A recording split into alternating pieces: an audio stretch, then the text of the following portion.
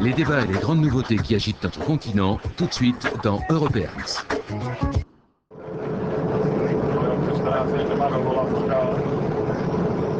Ces jeunes Tchèques sont élèves d'un lycée bilingue allemand de Prague. Ils viennent pour une semaine à Berlin rencontrer les élèves allemands du lycée de Leibniz.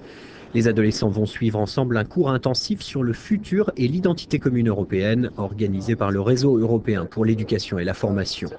Parmi les sujets qui vont être débattus, les objectifs de la présidence allemande et les attentes qu'ont ces jeunes vis-à-vis de l'Europe.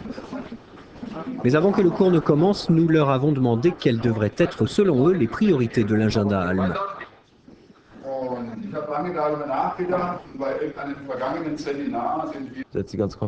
L'Union européenne devrait plus s'impliquer dans toute cette série de conflits avec Israël, la Palestine et le Liban.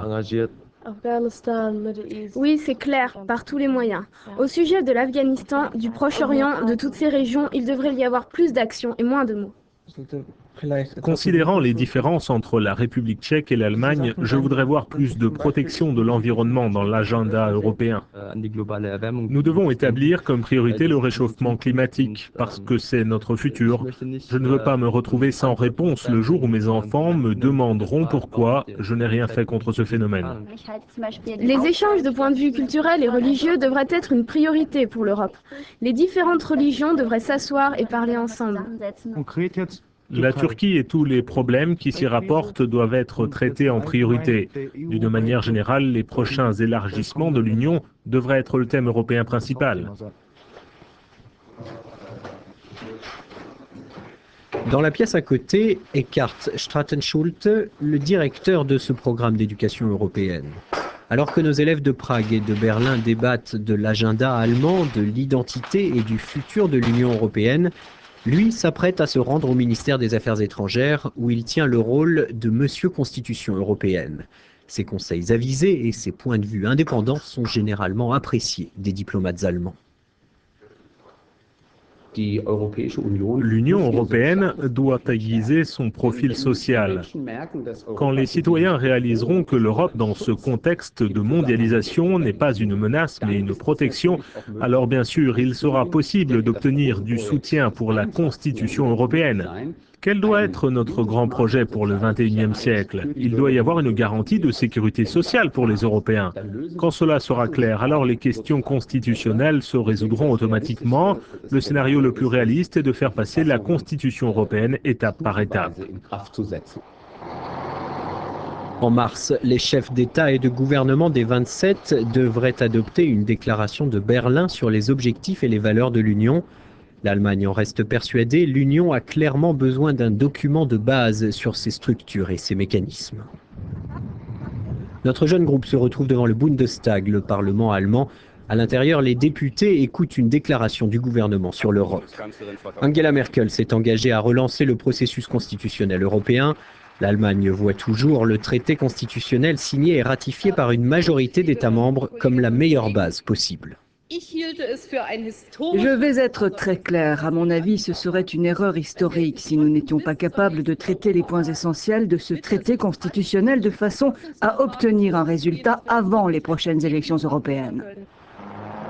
Oui, mais alors ce ne sera pas avant juin 2009.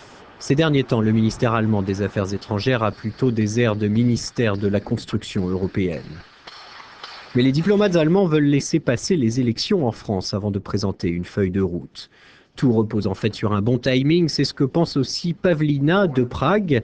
Son pays assurera, lui, la présidence de l'Union européenne en 2009 et pourrait donc récolter les fruits des présidences précédentes. Eh bien, je suis venue en Allemagne pour un séjour de 3 mois que je vais passer ici au ministère des Affaires étrangères pour voir comment on gère une présidence européenne. Fin mars, l'Europe va fêter le 50e anniversaire de sa naissance avec le traité de Rome. Les concerts, les expositions, les feux d'artifice devront être prêts dans toute l'Union. Les plus grandes fêtes auront lieu le dernier week-end de mars à Bruxelles et Berlin. Et voici l'homme qui s'en occupe, Thomas Prinz. Il est responsable du département communication européenne du ministère.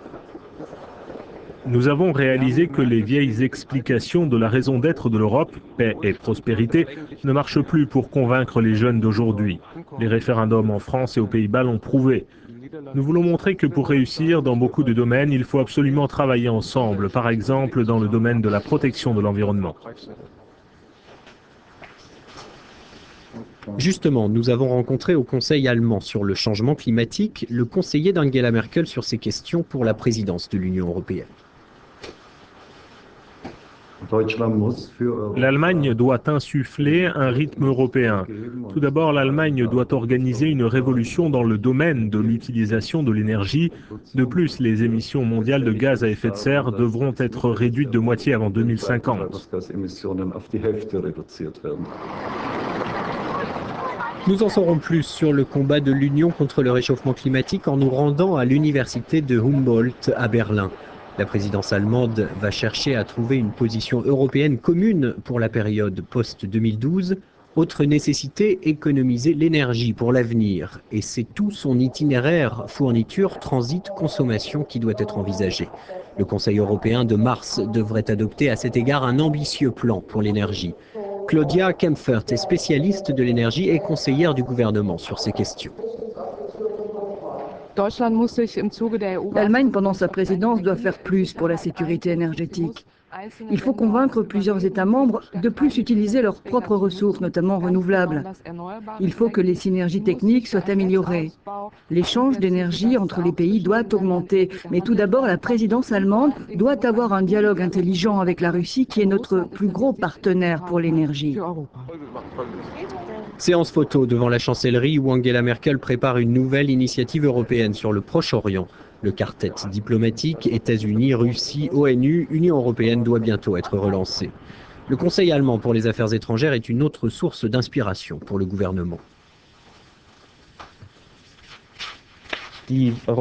La politique européenne de voisinage est l'un des thèmes clés de la présidence allemande. Et concernant cette politique vers les pays de l'Europe de l'Est et les pays du Caucase, la relation Union-Russie va être un problème ardu à résoudre.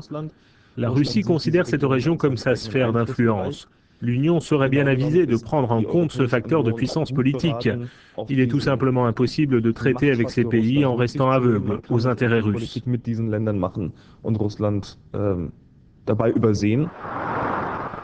Et c'est après avoir beaucoup appris sur l'intérêt commun, la difficulté du compromis et l'importance des décisions à venir que nos jeunes Tchèques rentrent chez eux. Les efforts de l'Allemagne ne s'arrêteront pas dans 6 mois, mais Berlin travaillera en effet de près avec les présidences suivantes, portugaises et slovènes, de façon à poursuivre dans la continuité le travail européen.